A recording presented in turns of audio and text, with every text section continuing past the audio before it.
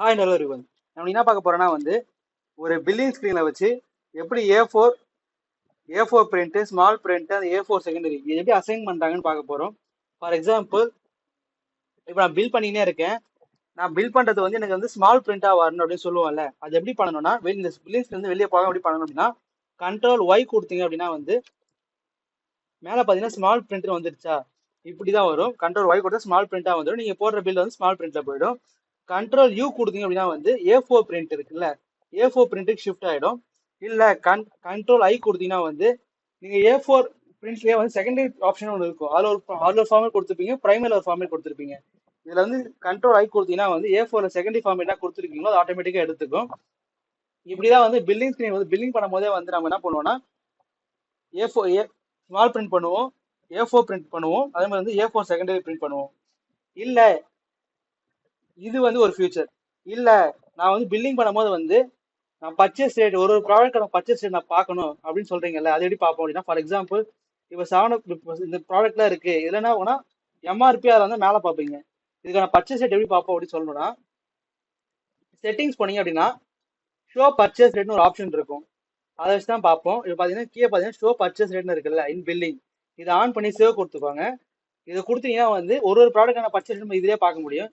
For example 7 நான் கொடுத்தேன்னா 7 போனீங்கன்னா கீழே பார்த்தீங்கன்னா அதுக்கு ரேட் இதில் இருக்கும். பார்த்தீங்கன்னா ஹோல்சேலுக்கு ரேட்டு, ரீட்டைல் ரேட், இந்த மாதிரி லேண்டிங் காஸ்ட் இந்த மாதிரி நம்ம பில் பண்ணும்போது நம்ம ஒரு ப்ராடக்டான பர்ச்சேஸ் நம்ம செக் பண்ண முடியும். இது ஒரு ஃபியூச்சர். அடுத்த ஃபியூச்சர் என்னன்னா இந்த ஓல்டு பில்லா இருக்குல்ல, அந்த ஓல்டு பில்லை எப்படி நியூ பில்லை கன்வெர்ட் பண்றது. அதுக்கு என்ன பண்ணுவோம்னா கண்ட்ரோல் என் கொடுத்துக்கோங்க. கண்ட்ரோல் என் கொடுத்தீங்கன்னா இந்த மாதிரி வரும். இதில் என்ன பண்ண போறோம்னா சீரியல் நம்பர், உங்க பில் நம்பர் இருக்குல்ல அது என்ட்ரி பண்ணிக்கோங்க. இப்போ நான் என்ன பண்றேன்னா 01 என்ட்ரி பண்ணிக்கிறேன். 1 நம்பர் பில் என்ட்ரி பண்றேன். இப்போ பார்த்தீங்கன்னா 1 நம்பர் பில் என்ன பண்ணிக்கிறேன்னா குட் டே பில் தான் நான் போட்டிருக்கேன். இப்போ என்ன பண்ண போறேன்னா இப்போ இதில் ஆட் பண்றேன். என்ன பண்ணேன், ஏதோ பொருள் ஆட் பண்றேன், ஆட் பண்ணிக்கிறேன். ஆட் பண்ணிட்டு இப்போ நான் இப்போ இந்த பில்லை சேவ் பண்ணேன். சப்போஸ் ஸ்பேஸ் கொடுத்து கேஷ் பில்லா பண்ணேன் என்ன ஆகும்னா இது எனக்கு புது பில்லா சேவ் ஆயிடும். பழைய பில்ல புது பில்ல இப்படிதான் கன்வெர்ட் பண்ணுவோம். இது எடிட்டும் பண்ணிக்கலாம், புதுசா ஆட் பண்ணியும் பண்ணிக்கலாம். இல்ல நீ அதே பில் அப்படியே போடுறேன் அப்படின்னா அதே அதே அதே நம்பர் கொடுத்து மட்டும் எடுத்துக்கின்னு எதுவும் எடிட் பண்ணாம டேரக்டா நீங்க ஸ்பேஸ் கொடுத்தீங்கன்னா பில் விழுந்துரும். இப்படிதான் என்ன பண்ணுவோம்னா பழைய பில்ல புது பில்லா கன்வெர்ட் பண்ணுவோம். இது கீ என்னன்னா கண்ட்ரோல் என்னன்னு சொல்லுவோம். அடுத்து என்னன்னா உங்கள்ட்ட கேஷியர் ஒர்க் பண்ணிட்டு இருப்பாங்க. இதுல உங்க கடையில எல்லாம் பாத்தீங்கன்னா என்ன பண்ணுவாங்கன்னா கேஷியர் வச்சு ஒர்க் பண்ணுவாங்க. அவங்களுக்கு என்ன ஆகும்னா பில்லிங் ரைட்ஸ் மட்டும் தான் இருக்கும், மற்ற எந்த ரைட்ஸும் இருக்காது. ஃபார் எக்ஸாம்பிள் பில் எடிட் பண்ண ரைட்ஸ் இருக்காதுன்னு வச்சுப்போமே, அந்த ரைட்ஸ் இருக்காது. இப்போ கேஷியர் ஒரு பில் பண்ணிட்டே இருக்காரு. கஸ்டமர் என்ன பண்றாருன்னா கியூஆர் பில் நான் ஜிபே பண்ணிடுறேன்னு சொல்லுவாரு முன்னாடியே. அப்படி இருக்கும்போது இப்போ நான் பில் ஜிபேல பண்ணிட்டேன் அப்படின்னா என்ன ஆகும்னா இல்ல எனக்கு ஜிபே அமௌண்ட் போகல நான் கேஷா கொடுத்துறேன்னு சொல்லுவாரு. அப்படி இருக்கும்போது இப்போ கேஷியருக்கு பில்லிங் எடிட் பண்ண ரைட்ஸ் இல்லைன்னா அவர் என்ன பண்ணுவாருன்னா சேல் டைப் இருக்குல்ல அதை சேஞ்ச் பண்ற மாதிரி இருக்கும். அது எப்படி பண்ணுவோம்னு சொல்லித்தரேன். அது எப்படி பண்ணுவோம்னா கண்ட்ரோல் ஆல்ட் எக்ஸ்னு ஒரு கீ இருக்குல்ல, நீங்க ஆல்ட் எக்ஸ் பிரஸ் பண்ணீங்கன்னா இந்த மாதிரி தான் வரும். இது சேல் டைப் சேஞ்ச் ஸ்கிரீன் சொல்லுவோம். இதுல போயிட்டு ஃபார் எக்ஸாம்பிள் நான் ஒரு பில் போடுறேன் அப்படின்னா இது பாத்தீங்கன்னா 1 நம்பர் பில், இது கேஷ் டைப்ல போட்டிருக்கேன். இது கேஷ் டைப் தான், இது ஜிபே. இது நான் கேஷ் டைப்ல தெரியாம போட்டுட்டேன், இதுதான் சேஞ்ச் பண்ண போறேன் அப்படின்னா என்ன பண்ணுவேன்னா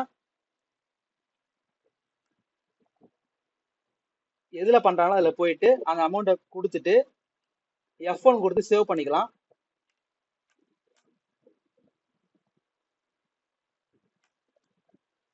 இப்போ திருப்பி அது சேஞ்ச் ஆயிடுச்சான்னு செக் பண்ணோம்னா திருப்பி இங்க அதே நம்பர் 1 நம்பர் கொடுத்து பாத்தீங்கன்னா ஃபர்ஸ்ட் கேஷ்ல இருந்திருக்கும், இப்போ ஜிபேக்கு மாறிட்டு இருக்கும்.